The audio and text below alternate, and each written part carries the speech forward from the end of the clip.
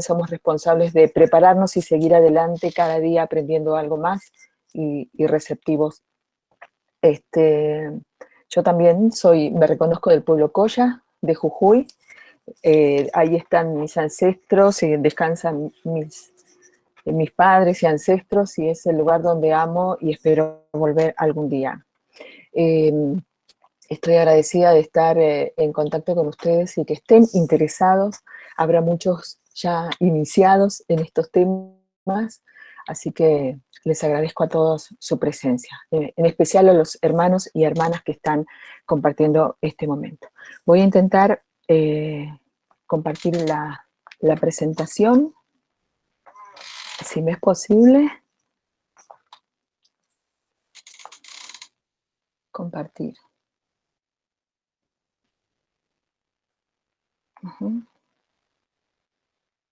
No sé si ustedes están viendo algo o no. No. Vamos de nuevo.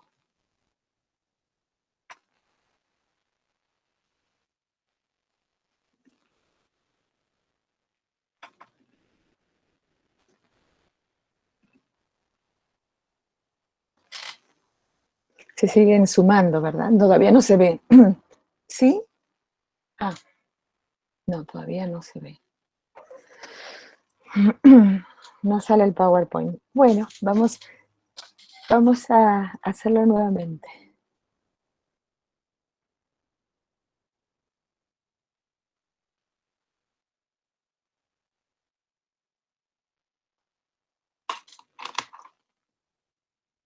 ¿Ahora sí? Ahí se ve, Sandra. ¡Ay, qué suerte! Era cuestión de ponerse tranquila nomás. Buenísimo. Bueno, entonces vuelvo a saludar a todos, a los que van ingresando. Gracias por acompañarnos. Es un desafío enorme abordar todo lo que nos propusimos abordar, ¿verdad?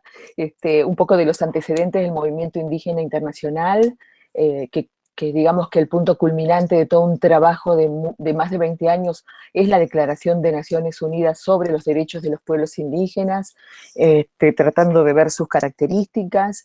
Luego el Convenio 169 de la Organización Internacional del Trabajo, sus derechos fundamentales, o por lo menos enunciarlos. También hablar de consulta y consentimiento, que es la piedra angular, ¿no? en el relacionamiento entre Estado y pueblos indígenas.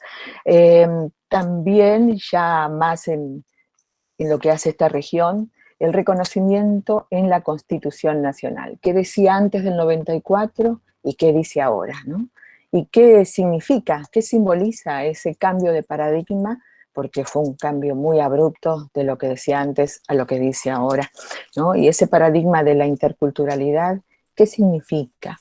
Y el principio de autoidentificación, ¿no? Generalmente empiezo con el principio de autoidentificación, pero sé que se habló la clase pasada o el encuentro anterior, y me parece siempre importante, ¿no? Traer ese tema. Bueno, a mí me gusta empezar también desde el punto de vista internacional, porque a medida que vamos conociendo cómo se fueron organizando nuestros hermanos mayores, indígenas, vemos que Sandra, disculpa que te interrumpa. Sí. Quedó minimizada porque alguien trató de compartir algo. Fíjate el PowerPoint para volverlo a presentar. ¿Pongo dejar de compartir? Pone compartirlo porque alguien presentó pantalla y se salió. Ajá. Ocultar, no sé, o dejar de compartir. Bueno, corriendo el riesgo de... Ahí está. Dejé de compartir, voy a volver.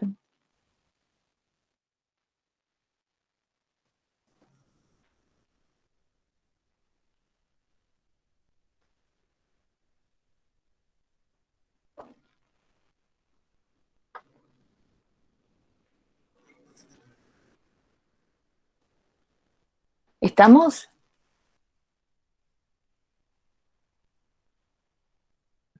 Ahí se ve. Bueno, perfecto, muchísimas gracias.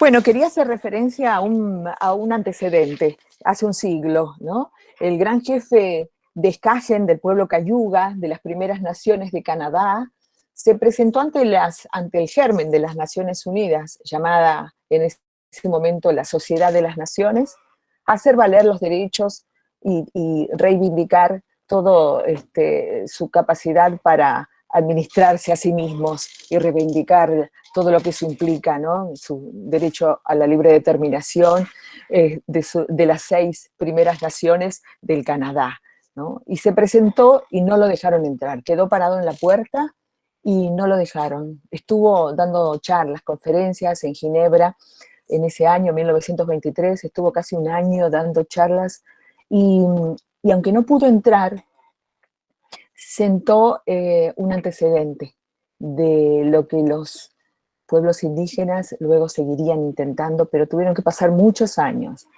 Recién en la década del 70 y tras las guerras mundiales, cuando la humanidad reconoció la necesidad de plantear y el respeto a los derechos humanos fundamentales, los pueblos indígenas vieron ahí la ventana por la cual hacer sus reivindicaciones, ¿no?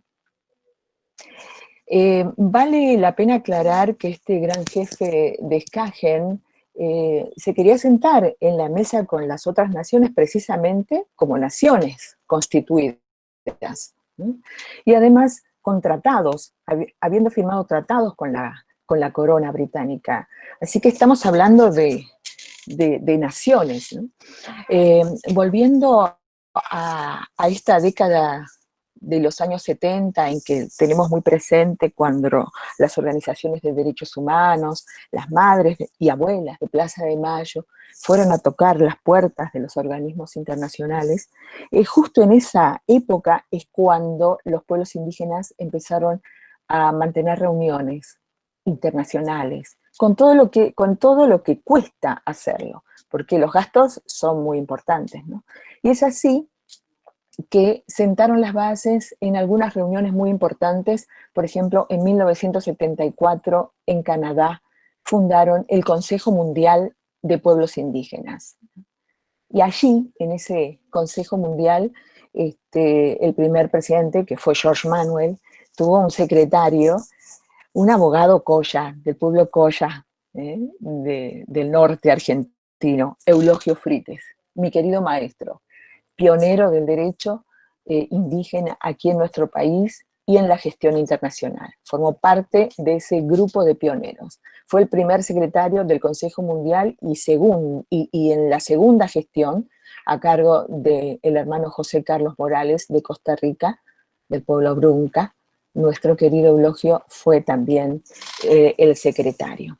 Así que activaron, ellos sentaron las bases y pusieron en un papel los derechos fundamentales por los cuales querían trabajar, llevarlo a las Naciones Unidas y hacer valer sus derechos. Y ahí también, me contaba mi maestro, tuvieron que ponerse de acuerdo en cómo llamarse a sí mismos, ¿no? Y de ahí surgió, ¿cómo llamarse? Y decía Eulogio, decidimos levantar las banderas de la indigencia en la que nos dejaron, llamándonos a nosotros mismos pueblos indígenas, adosando el nombre del pueblo al que pertenecemos. Pueblo indígena Coya, por ejemplo, pueblo indígena Sami, porque cada uno conserva su identidad, por supuesto, ¿no? con todas las particularidades de cada pueblo. Y así fue, y empezaron a participar. Y hubo en ese tiempo un hombre fundamental en las Naciones Unidas, que se llamó Augusto Willemsen Díaz, que en la década del 70, como un joven abogado de Guatemala, ingresó a las Naciones Unidas a trabajar en el Centro de Derechos Humanos, y desde allí tenía encomendada colaborar con el relator Cobos, que tenía que hacer un trabajo sobre discriminación en el mundo. Él ahí decidió incorporar el tema de los pueblos indígenas por su experiencia de vida en su país. O sea que sin ser indígena se constituyó en un gran aliado. ¿Por qué? Porque no solo empezó a tratar el tema de los pueblos indígenas, sino que además logró acercar las posiciones, ¿no? Que organizaciones de derechos humanos les dieran el micrófono para que delegados indígenas pudieran hablar con su propia voz ante las naciones del mundo. O sea, que hablen ellos de sus propios temas, ¿no? Así que lo recordamos como un hombre que fue muy importante. A raíz de su trabajo se conformó un grupo de trabajo, precisamente Naciones Unidas, que significó mucho para los documentos internacionales que vinieron después. En esa foto vemos la primera gran conferencia sobre pueblos indígenas que tuvo lugar en 1977 y que es un hito, ¿no? Desde aquel momento en que al chief de Skagen no lo dejaron entrar, a esta primera conferencia pasaron, aparte de mucho tiempo, muchas cosas, ¿no? Y siempre recuerdo a mi amigo, que fuera amigo de mi maestro, José Carlos Morales, que tuvo una situación bastante particular, y por eso a mí me gusta cuando me cuentan esta parte de la historia y lo que costó la gestión del movimiento indígena internacional, ¿no? Él, que fue uno de los que pudo hablar gracias al micrófono de una ONG. Generalmente los organismos de derechos humanos que cuentan con acreditación en Naciones Unidas, que tienen un estatus consultivo, uno puede hablar allí 5 minutos, a veces menos, 3 minutos, depende ante qué asamblea. Y entonces lo que hicieron fue prestarle el micrófono a los delegados indígenas, ¿no? Y además apoyar para que pudieran viajar, pero así empezaron a hablar. Y se pudo conformar, decía que Willemsen Díaz estaban reticentes a participar, entonces los convenció, les dijo de alguna manera que pudieran organizarse, tal vez como una ONG, pero que trataran de hablar y plantear sus propios problemas. Y estos organismos de derechos humanos, la Liga Antiesclavista y otras, le facilitaron la palabra. Y ahí empezaron. Y se conformó luego un grupo de trabajo. Así que tenemos esas fechas como hitos. En 1977 la primera conferencia en Naciones Unidas, en 1982 la creación de un grupo de trabajo que fue fundamental para los logros posteriores de los pueblos indígenas. En el año 2001 se conformó el Foro Permanente sobre Cuestiones Indígenas, que funciona en la sede de Naciones Unidas de Nueva York. Es un órgano de 16 miembros que depende del ECOSOC, Consejo Económico y Social, y que año tras año hace asambleas muy grandes, que van más de 1000 delegados indígenas, y sigue elaborando documentos y recomendaciones para los estados que luego se hacen de difusión, así pública, ¿no? En el año 2001 también se crea un órgano de protección de los pueblos indígenas muy importante, que es la Relatoría Especial sobre Derechos Humanos y Libertades Fundamentales de los Pueblos Indígenas, así se llamó en ese momento. Ahora está acortado el nombre. Recordamos al primer relator, el profesor mexicano Stephen Hagen.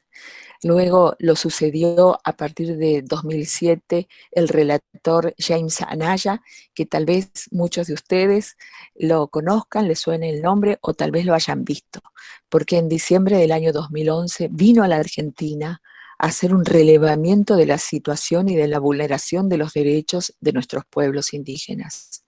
Fuimos varios que tuvimos la oportunidad no solo de dialogar, en mi caso tomé clases con él, tuve el placer de conocerlo y también el placer de trabajar como punto focal en su venida, ¿no? Junto con una hermana, Verónica Wilipán, que también estuvo trabajando en todo lo que hace a la parte de la Patagonia.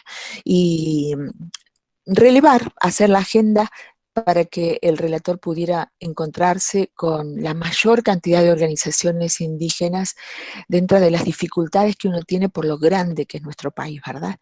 Así que fue una gran experiencia y sigue siendo muy vigente el informe llamado La situación de los pueblos indígenas en Argentina, que ustedes pueden googlear y buscar y tener a mano, porque él hizo como una radiografía de toda de la situación de nuestro país. Voy a avanzar, en el año 2006 fue la última sesión de este grupo de trabajo, cuyo objetivo fue la aprobación de la declaración. Entonces estaban redactando proyectos para llegar a esta Declaración de Naciones Unidas sobre los derechos de los pueblos indígenas, que fue votada por la Asamblea General el 13 de septiembre de 2007.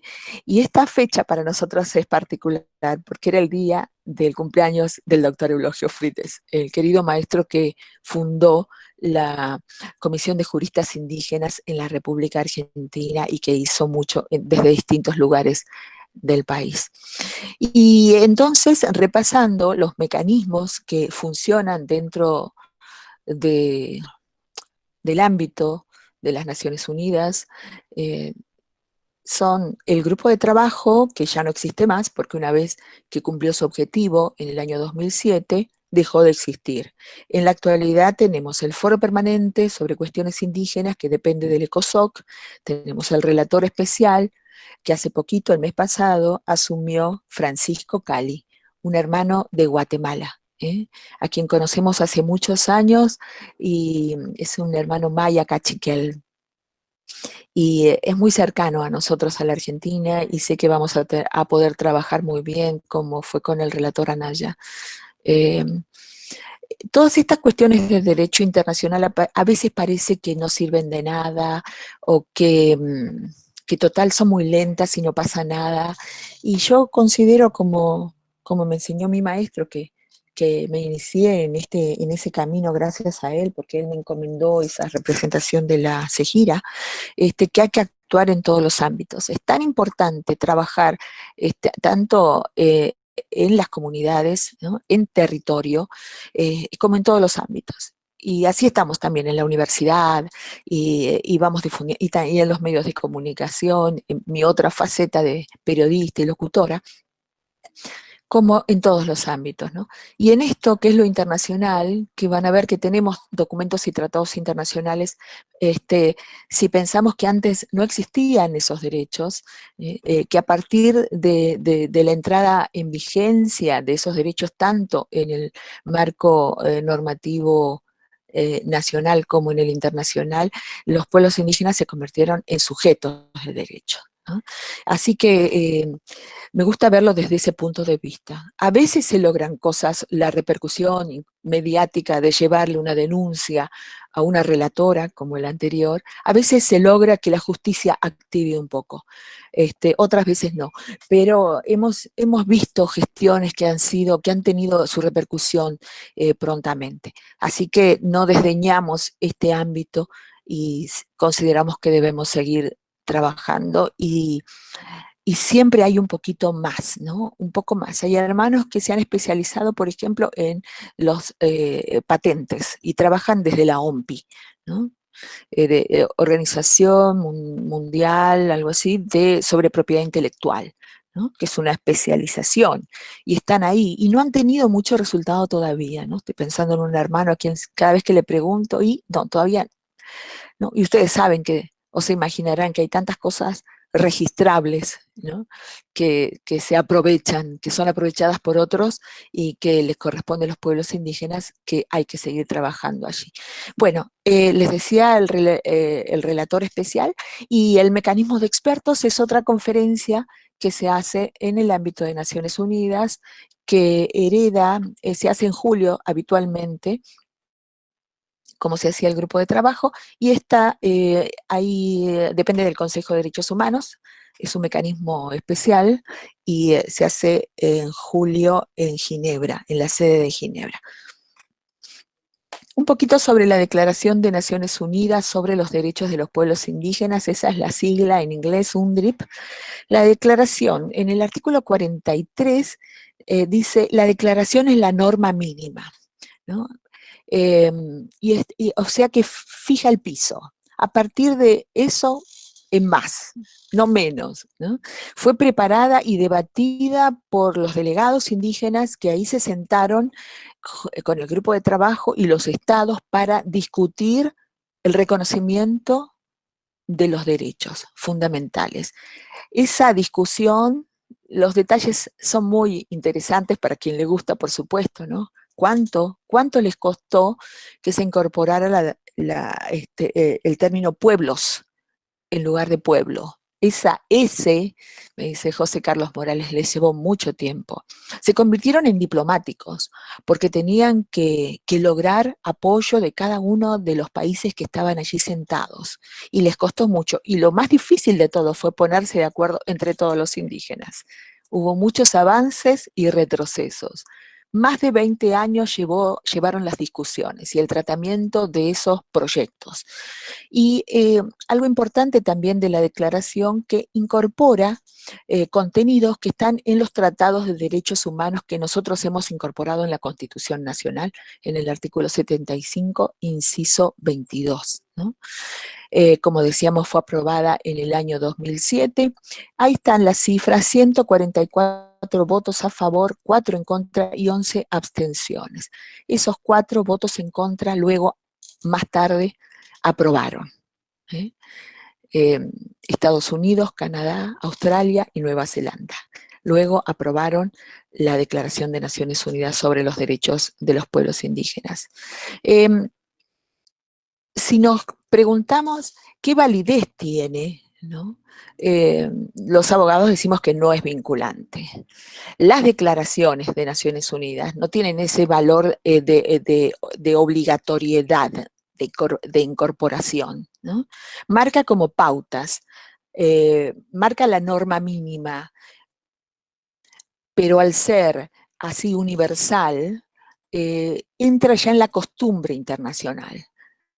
Y como dice el profesor Bartolomé Clavero, al haber sido discutida durante tantos años entre los delegados indígenas y las naciones, ha sido como un pacto, ¿no? Así que él postula la obligatoriedad, o postula que se respete ese pacto, que los estados, si se han sentado a discutir y han aprobado, deberían incorporarlo a sus ordenamientos y que fuera de cumplimiento obligatorio.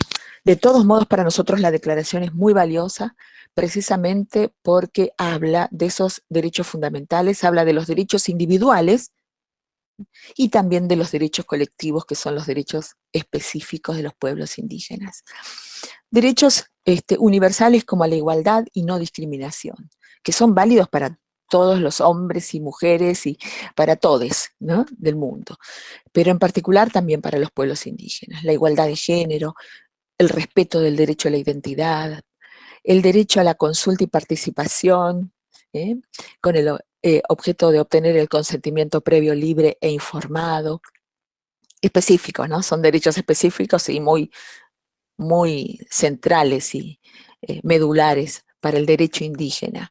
El deber de informar y adoptar medidas eficaces, ¿no?, para los estados. También lo que decíamos, derechos económicos, sociales y culturales y derechos civiles y políticos, como derechos a la educación, a la salud, al empleo, ¿no?, el respeto a su idioma. Esta foto, no hay muchas fotos de esa aprobación, pero ahí vemos al profesor Anaya, quien fuera luego relator en el 2007, cuando se aprobó, y algunos hermanos que trabajaron ahí en el grupo de trabajo. Estoy pensando también un hermano de Argentina, desde Tucumán, que iba delegado por Eulogio Frites. Así que la declaración todavía, si bien ya pasaron 15 años, no, menos, 13 años, ¿no?, queda mucho por hacer, por difundirla. Y además, de hace pocos años tenemos la Declaración Americana. Así que no nos falta la normativa, eso seguro, ¿no? Elementos notables de la declaración, ¿no? 17 de los 46 artículos se refieren a la cultura indígena y a cómo protegerla y promoverla, respetando el aporte directo de los pueblos en la toma de decisiones y asignando recursos a la educación en idiomas indígenas y otras esferas. 15 de esos artículos se refieren a la participación en todas las decisiones que afecten a sus vidas, incluida la participación efectiva en un sistema de gobierno democrático. La declaración confirma el derecho de los pueblos a la libre determinación y reconoce los derechos relacionados con los medios de subsistencia y el derecho a las tierras, territorios y recursos. Y la declaración reconoce que los pueblos indígenas desposeídos de sus medios de subsistencia y desarrollo tienen derecho a una reparación justa y equitativa. Algo de esto ya lo dijimos, ¿no? Si es vinculante o no. Sintéticamente, como les dije, todos estos derechos contenidos en la declaración forman parte de la costumbre internacional y los estados deberían respetarlos. El convenio 169, estoy avanzando, así luego podemos dialogar y escucharlos también. El convenio 169 de la Organización Internacional del Trabajo sobre Pueblos Indígenas y Tribales de 1989 tuvo un antecedente, que es el convenio 107, que siempre lo mencionamos, que era, fue muy criticado y fue superado con este convenio 169, porque el otro era de corte tutelar con los pueblos indígenas, ¿no? Era una postura que fue superada, ¿no? De la década del 70 más o menos, donde a los pueblos indígenas se los consideraba que había que darles una mano e incorporarlos a la sociedad dominante, ¿no? Sin embargo, tuvo muchos reconocimientos importantes que se han mantenido, pero en el 89 se pudo votar este tratado, que la verdad que es el documento internacional que es vinculante, ¿no? O sea, es de cumplimiento obligatorio y además nuestro país lo incorporó por ley 24071, que también fija estándares fundamentales que los estados deben respetar, como el principio de autoidentificación, el derecho a la consulta, el concepto básico de tierras y territorios y tantos otros más que los invito a recorrer. Por lo pronto tengo aquí algo que se refiere a quién se aplica el convenio 169, ¿no? A los pueblos en países independientes considerados indígenas por el hecho de descender de poblaciones que habitaban en el país. Y esto es importante comprenderlo, porque estamos hablando de pueblos ancestrales que tienen una historia, que tienen miles de años, ¿no? Pero que habitaban un lugar donde se asentó un Estado, donde les impuso su organización, ¿no? Y esas son culturas que ya habitaban, así que han sufrido la conquista, ¿no? Ese avasallamiento. Sigo leyendo. Descender de poblaciones que habitaban en el país o en una región geográfica a la que pertenece el país en la época de la conquista o la colonización o del establecimiento de las actuales fronteras estatales y que cualquiera que sea su situación jurídica, conservan todas sus propias instituciones sociales, económicas, culturales y políticas o parte de ellas. Y ese parte de ellas lo subrayo siempre porque es muy importante, ¿no? El hecho de que haya pueblos, comunidades que no usen un vestido tradicional, que no conserven su lengua, ustedes y muchos de ustedes que están interesados en estos temas saben que ha sido fruto de la discriminación y el racismo, ¿no? Que nuestros padres no, o nuestros abuelos y abuelas no han transmitido la lengua por miedo a que sean discriminados y sufran las cosas que ellos sufrieron. Así que acá el convenio aclara y no discrimina en ese sentido, ¿no? Se aplica a todos aquellos que descienden de culturas ancestrales que habitaban en un país antes de la conquista o colonización y que conservan todas sus propias instituciones o parte de ellas. Y con respecto al principio de autoidentificación, me parece muy importante poder comprenderlo, y ustedes el otro día estuvieron hablándolos y hubo allí un hermano que aclaró bastante el tema. Lo vamos a leer acá, en el artículo 1 del convenio 169, que reitero, incorporado por ley a nuestro país, a nuestra normativa, dice: la conciencia de su identidad indígena o tribal deberá considerarse un criterio fundamental para determinar los grupos a los que se aplican las disposiciones del presente convenio. Y esto es lo que llamamos principio de autoidentificación. Y es como, yo a veces hago la comparación a los alumnos de la facultad, eh, porque hoy por hoy nos es más fácil comprender el concepto de la identidad sexual autopercibida, ¿verdad? Y sabemos que debemos respetar lo que nos dice la persona que es, ¿no? Y a veces cuesta más, en este caso con los indígenas, cuesta más comprender y respetar.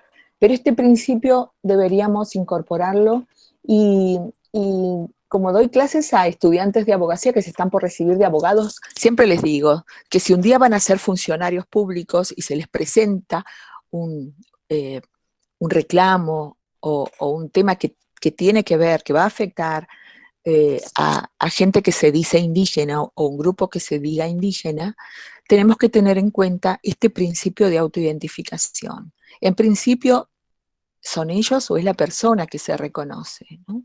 Es algo subjetivo, un elemento subjetivo, es el propio ser humano que dice.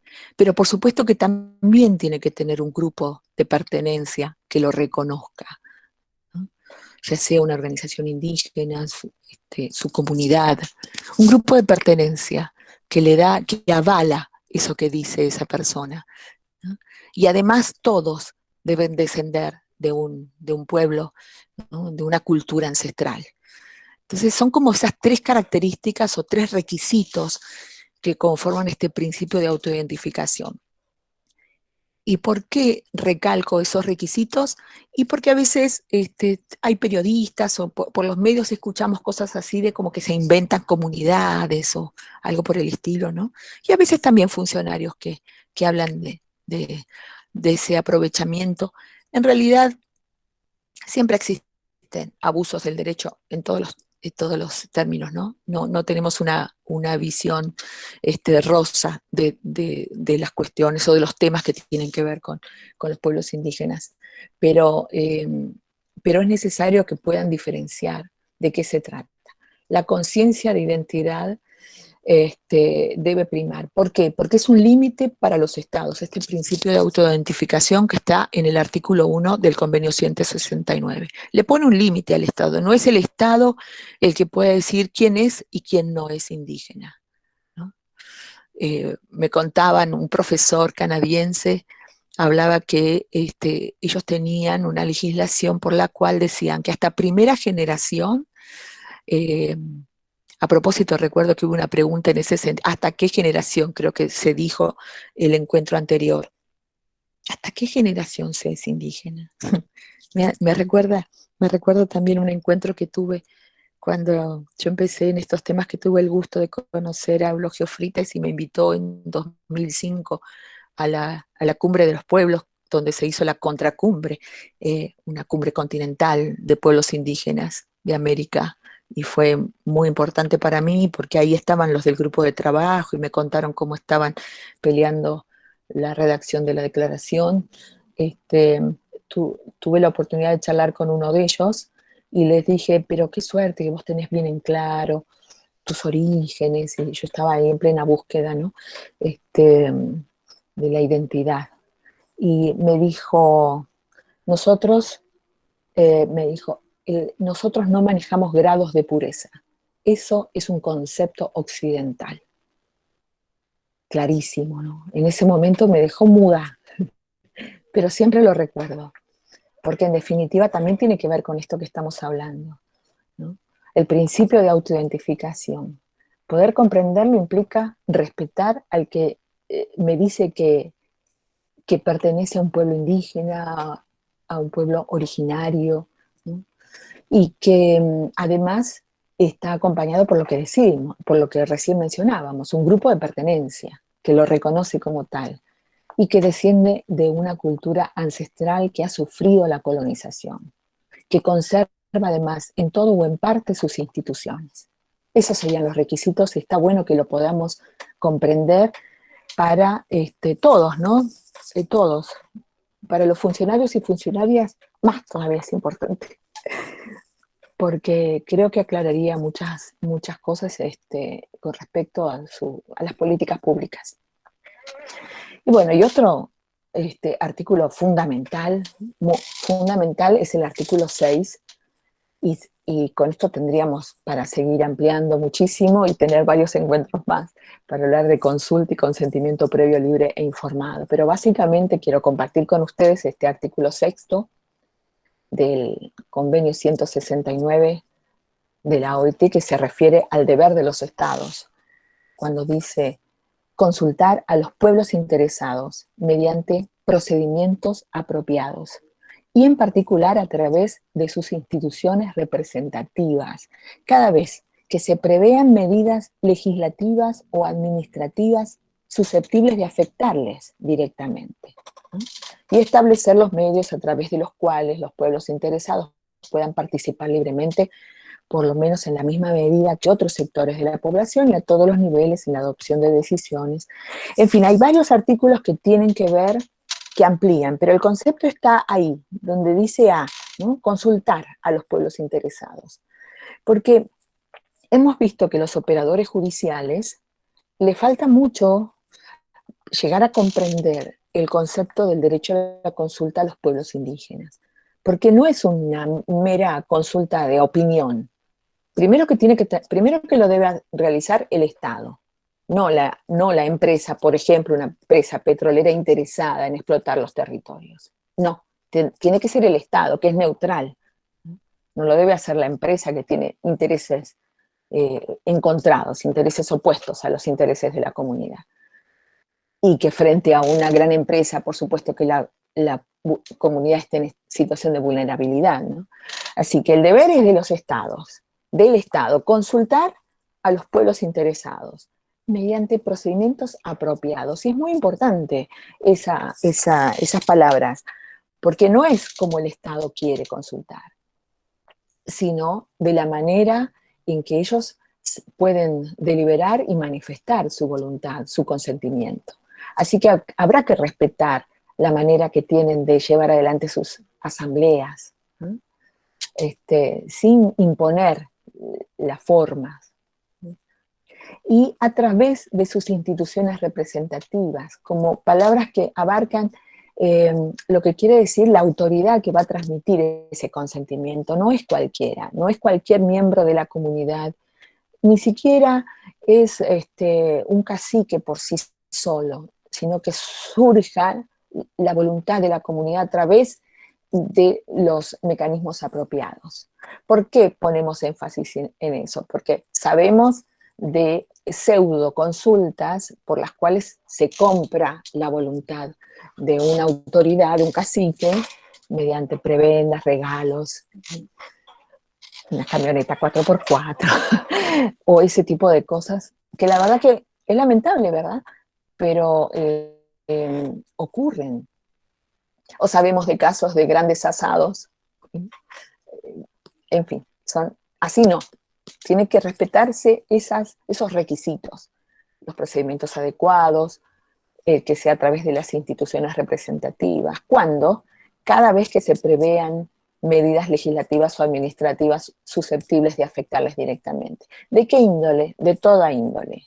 Pueden ser culturales, pueden ser leyes sobre educación, pueden ser el otorgamiento de una concesión para explotación, que se imaginarán que es lo que trae mayores problemas, porque casi todo lo que nos enteramos tiene que ver con la violación de ese derecho a la consulta que tienen los pueblos indígenas. Un momento que voy a enchufar la computadora. Así que hay mucho más para hablar. El derecho a la consulta es medular. En la Argentina estamos en deuda con esto, necesitamos una ley específica que regule, ¿no?, cómo se debe hacer la consulta. Y además, si tenemos en cuenta que forma parte del convenio 169, cada vez que vemos problemas con la explotación de toda índole dentro de los territorios, estamos viendo la violación a este derecho. Y el consentimiento es porque tiene que ver precisamente con que la consulta tiene ese objetivo, obtener el consentimiento. Suelo mandarles a mis alumnos a ver un video muy interesante que fue un peritaje que hizo el doctor James Anaya, el profesor Anaya, ante la Corte Interamericana de Derechos Humanos, porque se estaba tratando el problema del pueblo Sarayaku frente a Ecuador.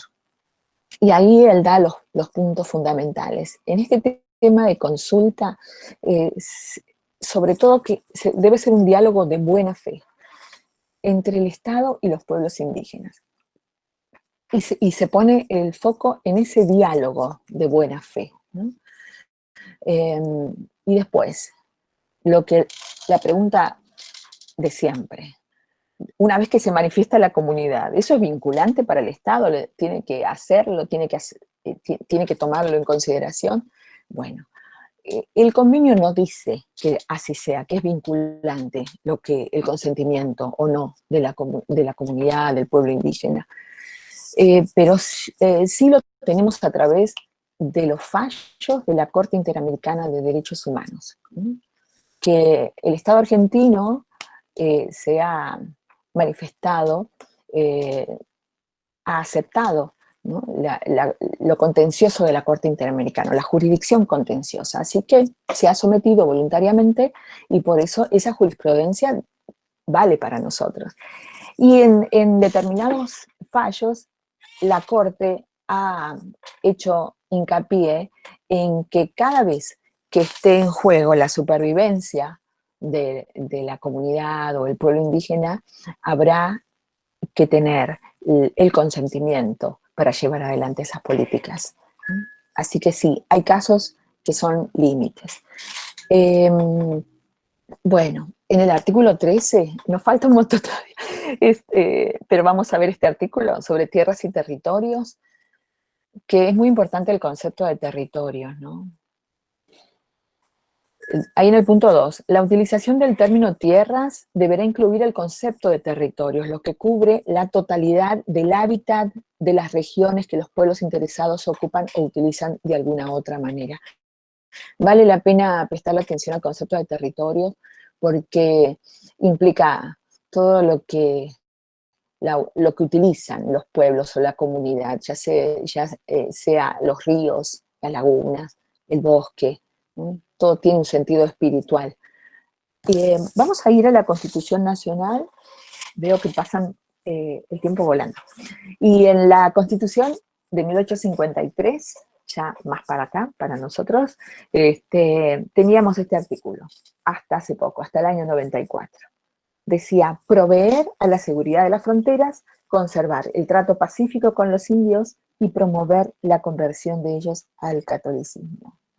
Entonces, rápidamente vemos que se los colocaba en una situación de peligrosidad, porque había que mantener un trato pacífico, también casi de extranjeros, porque como que eran en las zonas fronterizas, y promover su conversión al catolicismo, o sea, a ellos no se les aplicaba la libertad de cultos, como sí para todos los habitantes de nuestro país. Así que fue un largo proceso para llegar a la Asamblea Legislativa de 1994. Como decíamos, todo tuvo que ver, ¿no? Los cambios que vinieron desde lo global en la década del 70, con todo lo que se discutió sobre derechos humanos, también los derechos humanos de los pueblos indígenas, para llegar a ese pacto que desembocó en la reforma de la Constitución Nacional, que significó un logro, un hito para los pueblos indígenas de Argentina. Así que quiero compartir con ustedes estos segundos históricos para que sigamos reflexionando sobre lo que tenemos hoy. Señor presidente, señores convencionales, considero un honor poder transmitir este consenso, esta unanimidad completa en la aprobación de este texto en el cual trabajé con tanto amor. Se trata de la modificación al artículo 77 al Congreso, inciso 15. Reconocer la preexistencia étnica y cultural de los pueblos indígenas argentinos. Señor presidente... Ay, perdón. convencionales, considero un honor poder transmitir este consenso, esta unanimidad conseguida en la aprobación de este texto, en el cual trabajé con tanto amor. Se trata de la modificación al artículo 67 al Congreso, inciso 15. Reconocer la preexistencia étnica y cultural de los pueblos indígenas argentinos. Garantizar el respeto a su identidad y el derecho a una educación bilingüe e intercultural. Reconocer la personería jurídica de sus comunidades y la posesión y propiedad comunitarias de las tierras que tradicionalmente ocupan. Y regular la entrega de otras, aptas y suficientes para el desarrollo humano. Ninguna de ellas será enajenable, transmisible ni susceptible de gravámenes o embargos. Aceptar su participación en la gestión referida a sus recursos naturales y a los demás intereses que los afecten. Las provincias pueden ejercer concurrentemente estas atribuciones.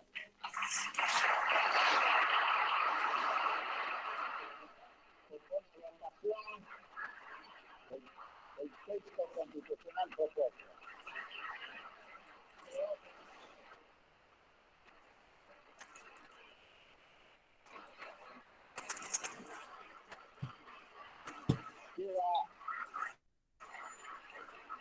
Queda aprobado por unanimidad.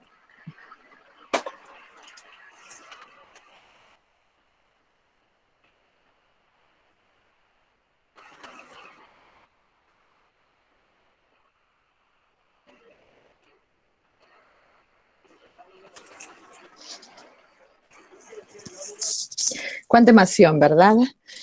La verdad que es emocionante ver la cara de los hermanos, la alegría que tenían y la ilusión.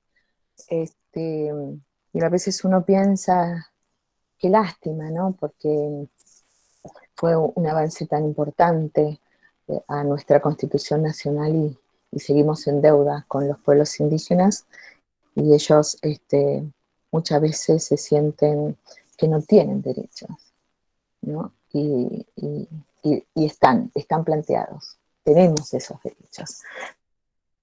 Tanto en el marco normativo nacional, desde la ley suprema, la Constitución Nacional, como los instrumentos internacionales. Así que la Constitución, como lo decía ahí la doctora Elba Rulet, reconoce la preexistencia étnica y cultural de los pueblos indígenas argentinos, que quiere decir ni más ni menos que los pueblos estaban antes de la conformación del Estado argentino, no son una creación del Estado. Estábamos antes. Garantizar el respeto a su identidad. También el derecho a la educación intercultural bilingüe. Que ningún niño, ninguna niña se vea privada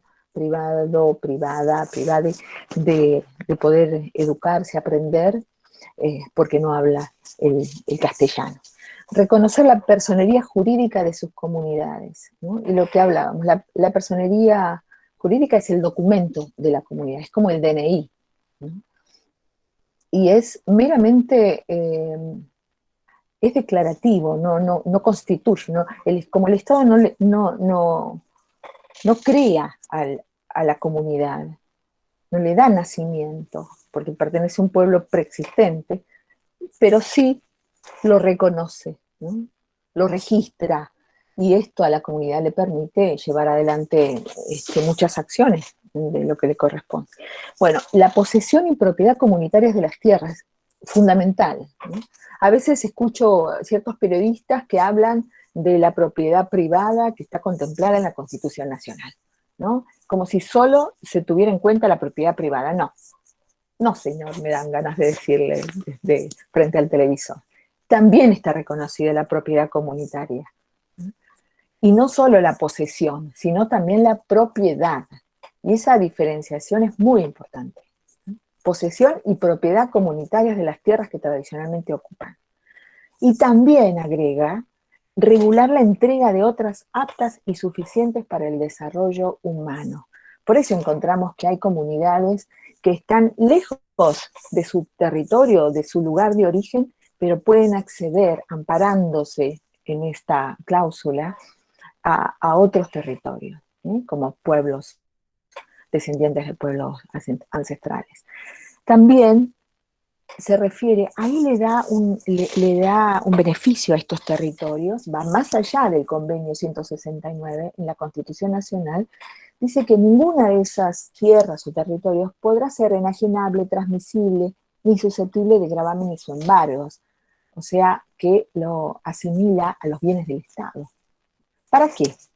Y para que en protección de este bien del pueblo indígena, de que se trate, ¿no? Lo protege de embargos, de que uno se endeude y que luego, o que venga uno a querer vender o fraccionar el territorio comunitario, para los que viven ahora y los que vendrán, ¿no? Así que es un derecho, porque a veces he escuchado esto de que, pero no, mire que no pueden vender, ¿no? Como que el Estado le pone límite a la comunidad, ¿no? Que no pueden tomar decisiones sobre su territorio. Y en realidad es un derecho que tienen, ¿no? Para preservar ese patrimonio tan importante que en realidad es la madre tierra. Como decía Eulogio, la Pachamama es nuestra madre tierra, nuestra Pachamama, porque la tierra es como nuestra madre. Y todos sabemos el valor espiritual que eso significa, que además se ha visto reflejado en las sentencias de la Corte Interamericana de Derechos Humanos, que remite, que refleja y habla de la relación espiritual de los pueblos indígenas con su territorio. No es un derecho de propiedad habitual como lo conocemos al modo occidental, es una relación espiritual. Y todo lo referente a la gestión de sus recursos naturales, bueno, ese es el tema más central, ¿verdad?, de las denuncias, ¿no? La Constitución le asegura la participación en la gestión referida a sus recursos naturales. En ese sentido tenemos, además de un reconocimiento, un problema, porque también las provincias, en el artículo 124 de la Constitución Nacional, tienen derecho, ¿no?, tienen la legitimación activa respecto de sus recursos naturales, ¿no?, el dominio originario.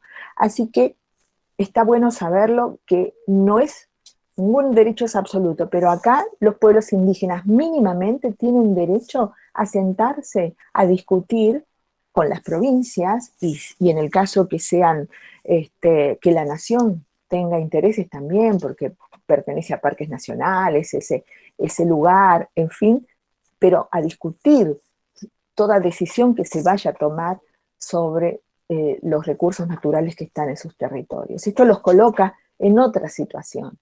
Y está en nuestra Constitución Nacional, nuestra ley suprema. Por eso, y además está aclarado que las provincias pueden ejercer concurrentemente estas atribuciones.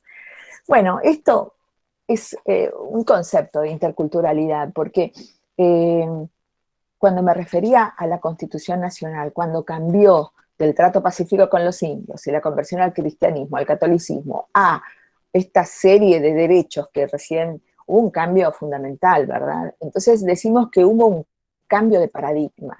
Y el paradigma, que es algo que todos los días deberíamos estar profundizando, es el paradigma de la interculturalidad, ¿no? Acá lo explica, pero acá dice, es el proceso de reconocimiento mutuo y respeto entre culturas diferentes. Implica el diálogo e intercambio de opiniones y conocimientos, sin imposiciones ni prejuicios, con una apertura a entender al otro, propiciando una convivencia respetuosa, plural y democrática que indefectiblemente conlleva a un enriquecimiento mutuo. La interculturalidad es una dimensión que se encuentra presente en las relaciones humanas en general como alternativa frente al autoritarismo, al dogmatismo y el etnocentrismo.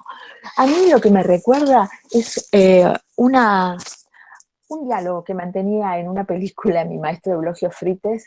Le decía, hacían como que le estaban haciendo una nota a un periodista, le decía, ¿y qué tal si vos me das lo mejor que tenés y yo te doy lo mejor que tengo y caminamos juntos? Eso de no a la superioridad étnica, ¿no? no a la superioridad de una cultura sobre la otra. Como que todos no solo sabemos que existen distintos colectivos en esta sociedad, ¿no? El crisol de razas que habla de esta multiculturalidad, sino que además debemos ir camino a poder reconocer a los demás, a las demás culturas, en igualdad de condiciones. Porque siempre sabemos de diferencias que hemos hecho respecto a tratamientos de culturas que vienen de Europa a las culturas americanas, ¿no? Entonces, lo que la sociedad se está privando es de el enriquecimiento mutuo que podríamos tener si nos permitimos conocer los valores de las culturas diversas que habitan en nuestro país.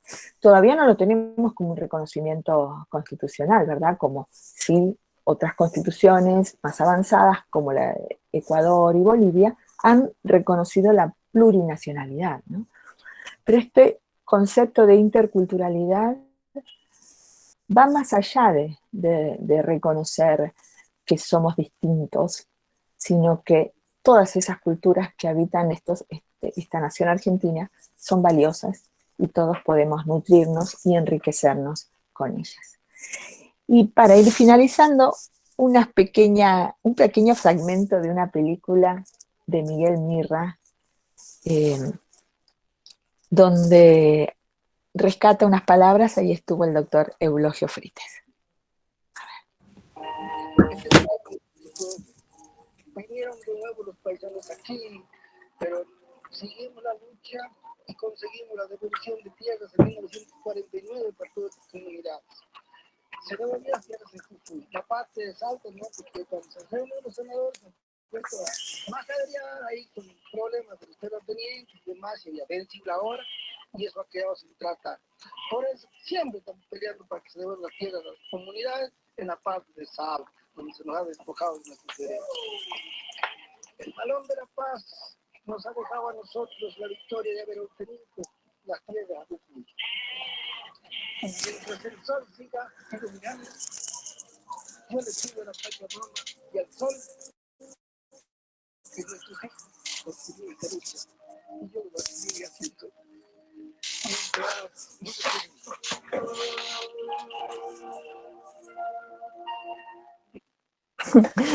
La palabra del doctor Eulogio Frites, que nos dejó así mensajes para la lucha. Creo que me faltaron unos segundos, pero refiere a esto de unirse, de seguir trabajando, y en otro fragmento decía, sí a la vida y no a la muerte. Nosotros no podemos morir, ni vamos a morir, decía también en esa película. Así que, bueno, es un gusto seguir compartiendo con ustedes. Me parece que está bueno que haya un intercambio ahora, si así lo desean. Muchísimas gracias, Sandra, preciosa la clase, yo creo que quedó muy claro, y es muy importante para todos los que estamos participando, porque es muy importante, todos los días se aprenden cosas nuevas y eso es lo bueno, y más respecto a derechos indígenas, sabiendo que hay muchos funcionarios acá también hoy en esta clase de Gobierno de Tierra del Fuego, como de otras provincias, para que puedan enriquecerse y saber y tener el conocimiento. Y bueno, como vos decís, ahora el que quiera hacer preguntas me avisa por chat y yo les voy activando para que puedan hacer la consulta y presentarse.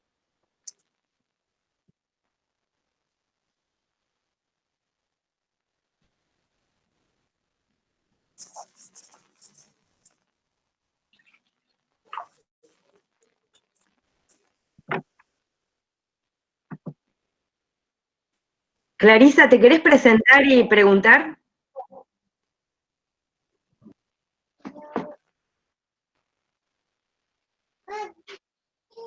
A ver, Marianela, activa tu micrófono.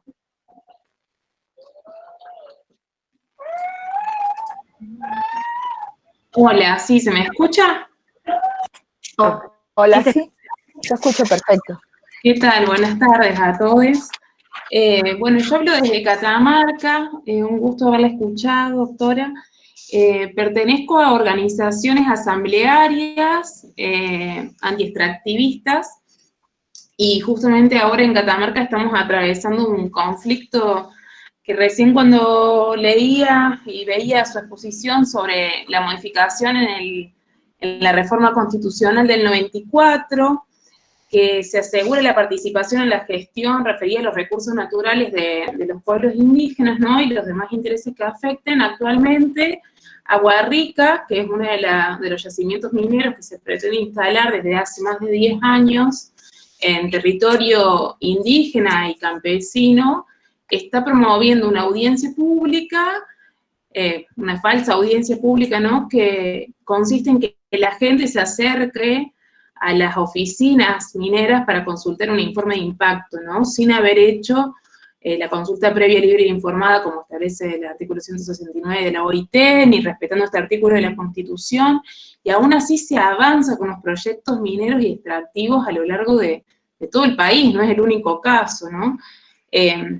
Ahí yo lo que me preguntaba es, ¿cómo se puede apelar a estos informes o a estos derechos desde otro lugar que no sea comunicados, y actualmente con las movilizaciones frenadas en la calle, ¿no? ¿Qué experiencia tiene a partir de eso? Si conoce algún otro caso que se haya podido frenar un poco estas prácticas empresariales, pero que también están avaladas por el Estado, en este caso catamarqueño y nacional, que permiten que las empresas avancen sin respetar estos derechos, ¿no? Bueno, Marianela, muchas gracias. La verdad que es un tema que no solo ocurre en nuestro país, sino lo observamos en toda América Latina, ¿no? La falta del respeto al derecho a la consulta, la verdad que causa muchos problemas. Pero siempre decimos, por lo menos tenemos esos derechos para invocar, ¿no? Era peor antes cuando los pueblos indígenas no tenían, no necesitaban tener la escritura, así que vivieron miles de años en sus territorios y los problemas se plantearon después cuando los estados se apropiaron de sus territorios y los vendieron, ¿no? Y eso, pero hemos visto, bueno, nada, un caso en Jujuy, yo soy de Jujuy, cuando fue por el tendido de la fibra óptica, en Humahuaca, unas comunidades lograron, mediante la intervención del defensor del pueblo, llegar a un acuerdo. Y el año pasado, también cerca de Tilcara, la comunidad Angosto del Perchel, hicieron de todo, se movilizaron, visibilizaron, todo lo que hay que hacer siempre cuando uno está en tema de derechos humanos, ¿no? Viene bien. Justo yo iba a participar del mecanismo de expertos y allí le llevé la documentación que me dio la comunidad, se la acerqué a la relatora. La relatora se comprometió a mediar, a intervenir, y ellos, tan solo con la difusión de la gestión ante Naciones Unidas, lograron a la semana una medida judicial que obligaba al diálogo con la empresa, con la provincia. Ellos llegaron a un acuerdo con Telecom, porque también era tendido de fibra óptica. No hay que bajar los brazos, hay que seguir adelante. Hay varios casos, pero sobre todo visibilizando, ¿no? Por eso yo felicitaba hoy a Vanina, a la Secretaría y a la provincia por auspiciar estas capacitaciones, ¿no? Ustedes habrán tal vez escuchado que hay un proyecto que se difundió desde el Instituto Nacional de Asuntos Indígenas, un proyecto que llevaría el nombre de un querido colega y amigo, abogado, que falleció a principios de febrero. En el último año se enfermó gravemente, Darío Rodríguez Duch, un gran trabajador por los derechos de los pueblos indígenas. No era indígena, pero vasta experiencia. Y el proyecto que lleva su nombre va a ser para capacitar a los funcionarios y funcionarias, ¿no? Por lo menos me parece una buena iniciativa en ese sentido, ¿no? Así que esperemos que esto vaya día a día. Tendremos que trabajar por una ley de consulta previa, libre e informada. Y también está pendiente la ley de propiedad comunitaria indígena. pero en estas cosas tenemos que renovar día a día las esperanzas, las ganas y no bajar los brazos. Y en esto las mujeres dan un ejemplo muy importante también. Allá en Jujuy, ahí en Angosto del Perchel, hubo 3 mujeres mayores que pusieron el cuerpo frente a los camiones que venían de la empresa a hacer el tendido directamente. Así que hay mucha fortaleza, como decía Eulogio, en pos de nuestros objetivos no habrá nube que tape el sol que andamos buscando. O sea, hay que seguir adelante, hermana. Muchísimas gracias, Marianela. Bueno, a ver, tenemos otra pregunta acá. Gracias. Kanjun, ¿puede ser? ¿Que quería preguntar algo?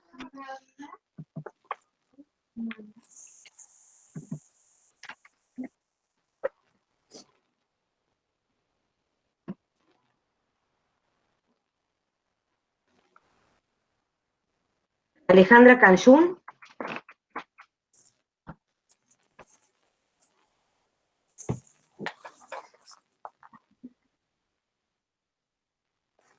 Aldana Pitt.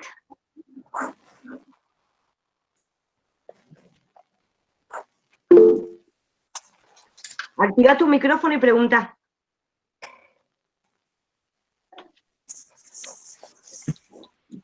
Bueno, Mari a todos los presentes. Soy Aldana Coliqueo de la tribu Ignacio Coliqueo de los Toldos, provincia de Buenos Aires. Aldana, Y le mucho quería gusto. hacer una consulta respecto, mucho gusto, respecto a nuestra situación, la situación de mi tribu. Nosotros tenemos 16.000 hectáreas de campo en los Toldos, que hoy en día no están en nuestra posesión, a pesar de tener personería jurídica y bueno, y según la ley 26.160 está en urgencia todos los reclamos, ¿no es cierto? De las tribus que tengan personería jurídica. Nosotros la tenemos. Y se nos está bloqueando el paso a nuestros ¿Perdón? abogados, Sí. se les han pasado bastantes ¿Podés inconvenientes repetir? y demás. Sí, A los abogados sí. que he presentado han sufrido muchos inconvenientes en la lucha. Se corta un poco, ¿no? Sí, perdón. Así que No, si por nos favor. podrían informar más o menos el procedimiento a seguir. No escucho, no se ha escuchado bien. ¿Querés formular tu pregunta que no se entendió, Aldana? Yo quería un consejo para la situación de mi tribu, que estamos en emergencia para recuperar nuestros campos, hace muchísimos años. Nuestros campos fueron cedidos a Ignacio Coliqueo en las batallas de Pavón y Cepeda. Y por parte de las personas que están hoy en día en esos campos, hay mucha violencia para nuestros abogados también. Por eso dejan los casos. No sabemos cómo seguir porque por ende hay que costear todo por nuestros propios medios y no se hace fácil, ya que las familias van dejando los casos, vamos siendo cada vez pocos, cada vez menos, porque es muy difícil. Yo quisiera saber cómo podemos facilitar la situación. Bueno, más o menos. Un abogado. Yo quiero aclarar que yo voy a estudiar trabajo social para más o menos poder guiar con esto y también soy escritora. Qué bueno. Así que desde ahí la vamos peleando, pero bueno, acá está mi papá, que va a llorar un poco. Qué bueno, Aldana. Siempre mi maestro Eulogio decía, ¿no? Necesitamos profesionales indígenas para seguir trabajando por nuestros temas, ¿no? Por lo que escuché, tienen personería jurídica, seguramente han hecho la carpeta del relevamiento. Sí. ¿Tienen la carpeta? ¿Finalizado el relevamiento? ¿Sí? Tenemos todos los papeles. En Buenos Aires también están el relevamiento. ¿Lo tenemos? Sí, tenemos todo, está todo completo, pero está todo bloqueado y por así decir hay coimas por parte de los usurpadores. Y bueno, mucha violencia también. Por eso los abogados dejan los casos. Claro. Claro. Con mi papá estamos hablando de las recomendaciones de algún abogado, si nos pueden dar, o o algo para facilitar la situación. Claro, sí, por ahí nosotros pertenecemos también a una red de abogados en derecho indígena, que tal vez esté alguno de los colegas conectados. Creo que alguna o alguno de ellos se iba a conectar. Que cada uno trabaja en su lugar, ¿no? Pero nos han pedido dictámenes o apoyo, lo que se llama amicus curiae, que es un dictamen que uno da como amigos al tribunal y le informa, y la capacitación, porque estas cosas, yo noto que mis alumnos que estudian abogacía no lo han visto en absoluto en toda la carrera, lo ven solamente en mi materia, y es una sola materia de toda la carrera de abogacía en la Universidad de Buenos Aires, ¿no? Pero estamos ahí, estamos con ánimos de crecer y con deseos de que haya más jóvenes, así como vos, interesados en defender los derechos y orgullosos de su origen. Así que tendríamos que hablar un poco más, no sé, me parece que tienen ventajas con respecto a otras comunidades que no tienen todos los papeles al día, que no han llegado. Ahora hay una nueva gestión que está en el Instituto Nacional de Asuntos Indígenas. Antes era la senadora Magdalena Odarda, ahora está a cargo en la presidencia. El jefe de asesores de ella era mi amigo querido Darío Rodríguez Duch, quien ha fallecido, pero ha dejado muchas amistades y esperemos que ellos que lucharon tanto por la prórroga de esta ley 26160, que implicaba que siga adelante la ley de emergencia comunitaria para que se suspendan los desalojos y se haga el relevamiento, lo puedan llevar adelante y cumplir con todos los relevamientos que sean necesarios. La ley no obliga al Estado a dar los títulos, pero me parece que va de suyo, digamos, si esa ley se hizo con la intención de proteger los territorios comunitarios, directamente lo que falta son los títulos comunitarios. Y por eso se dice que el título de la propiedad comunitaria coloca también que se pueda amparar la comunidad en otra situación frente al Estado, por el respeto a sus derechos. Así que hay que tener los títulos, y la mayoría no los tiene, ¿no? Así que, no sé, yo te aliento a seguir estudiando, podemos estar en contacto y lo que pueda orientar, bienvenido sea. Estamos una red de abogados, y veo que algunos están conectados hasta de Jujuy, y hemos formado una asociación de mujeres abogadas indígenas, así que convocamos a las chicas que estudian abogacía o sean abogadas, a integrar la red, y bueno, lo que podamos colaborar, contar con ese canal, podemos estar en contacto. Gracias. Buenísimo, Sandra. Ahí Daniel Flores está en línea porque él quería hacer una pregunta. Hola, buenas tardes. Buenas tardes, Daniel. Mi nombre es Esteban Chumbita, soy curaca de la comunidad indígena Los Chumbicha de La Rioja. Integro Manta junto con Daniel Flores, un admirador también del doctor Eduardo Frite. Doctora, yo quisiera, a colación de lo que dijiste, decir unas palabras, ¿no? Sí. Que el ordenamiento jurídico, tanto internacional como el nacional y los provinciales, son vastos para garantizar los derechos, el ejercicio de las acciones, los bienes, las propiedades de las comunidades, de los comuneros. Yo creo que el inconveniente no está en el ordenamiento jurídico. El problema está en que eso se lleve a la práctica. Y acá, que es una acotación a lo que usted muy bien habló, es un pedido a las comunidades, a los hermanos, quienes están participando en la comunidad indígena. Yo creo que lo que falta es una decisión política. No sé si usted coincide conmigo. Sí, por supuesto. La venimos, quienes llevamos en esto casi 30 años, caminando esto de la identidad, la cultura indígena, siempre golpeamos puertas y las puertas siempre están cerradas. Mi pensamiento personal, a la conclusión a la que yo arribo, es organizarnos políticamente. Organizarnos políticamente. porque ya se cansaron nuestros dedos de estar golpeando.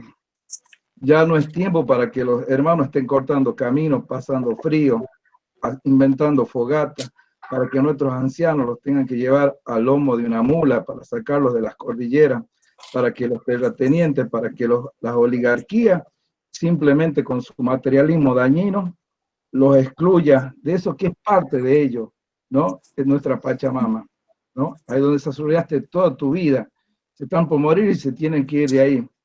Nosotros en comunidades de Aguita hemos podido experimentar que hay viejos con todo el amor, ¿no? Que implica decir viejo, ¿no? Que no entendían el castellano y les llevaban uniformado el papel y se tenían que ir. Yo creo que el único modo de ponerle límite al fiscal, al alambrador, es organizarnos políticamente, hermano. Porque si no, es todo en mera declamación. Declamación está toda completa. De 15 pueblos preexistentes en nuestra Constitución, lo otro es accesorio.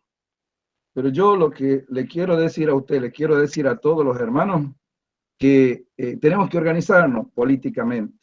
Tenemos que abrir la puerta nosotros, cuando vayan a golpear quienes vienen, los descendientes de los que vienen en el barco. Somos un pueblo persistente.